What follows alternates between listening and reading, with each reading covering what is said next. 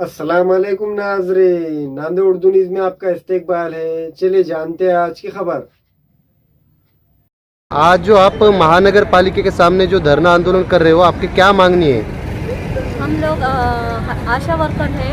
हम सुबह से 7 बजे से घर से निकलते हैं, शाम के 7 बजे आते हैं और वो सिर्फ 75 रुपये में हम काम करते हैं। इसमें हमारा घर कैसा चलना? हमारे छोटे छोटे बच्चे हैं, उनके स्कूल की फीस है, उनका किताबें का खर्च है, जाना आना है। ये हमको कुछ भी ये नहीं होता। और हमारा 1 साल से 2022 से पूरे 1 साल से 3000 रुपये हमारे महानगर पालिका के थकित मानधन रहे वाला है। ये इन्होंने तत्काल हमारे खाते पे डाल देना, ये हमारी मागणी है। आज आपण जे महानगरपालिकेसमोर आंदोलन करत आहात, या आंदोलनामध्ये आपल्या मागण्या काय आहेत? या ठिकाणी CITU अफिलिएटेड आशा व गटप्रवर्तकांचं महापालिकेमध्ये आम्ही आज आंदोलनाची नोटीस 2 दिवसापूर्वी दिली होती। खरं तर हे आंदोलन आमची प्रमुख मागणी आहे। कोरोना काळामध्ये महापालिकेच्या आशाताईंना मोठा गाजावाजा करून या महापालिकेनं 3000 रुपये प्रतिमाह प्रोत्साहन भत्ता चालू केलेला होता। परंतु आपण आता मी तुम्हाला सांगू शकते की 2022 पासून तो कोरोनाचा 3000 प्रोत्साहन भत्ता हा थकलेला आहे। आम्ही त्यासाठी अनेक आंदोलनं केलेले आहेत, अनेकदा नोटिशी दिलेल्या आहेत, अनेकदा चर्चा केलेली आहे। परंतु महापालिकेचं म्हणणं आहे की महापालिकेमध्ये बजेट नाही आहे।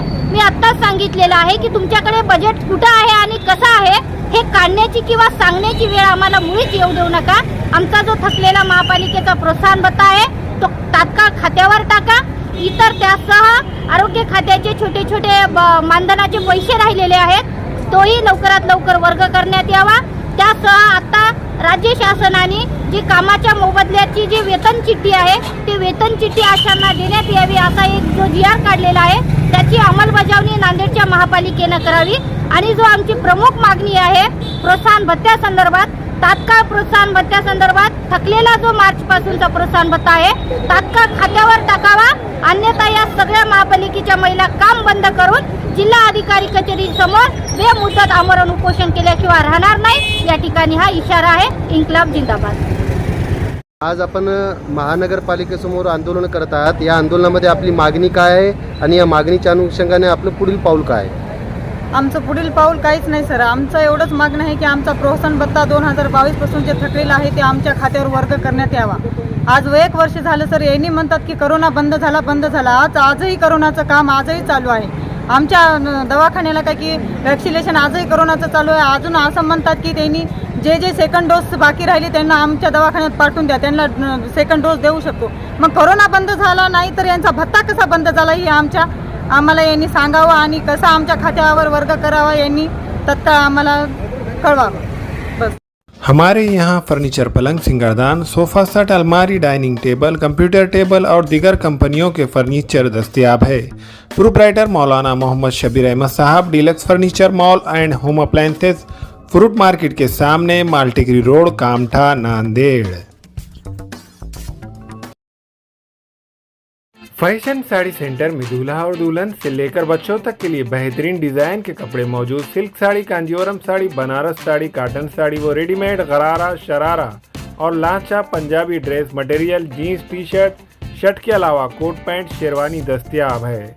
Fashion sari centre, Srinagar, workshop road, Nanded.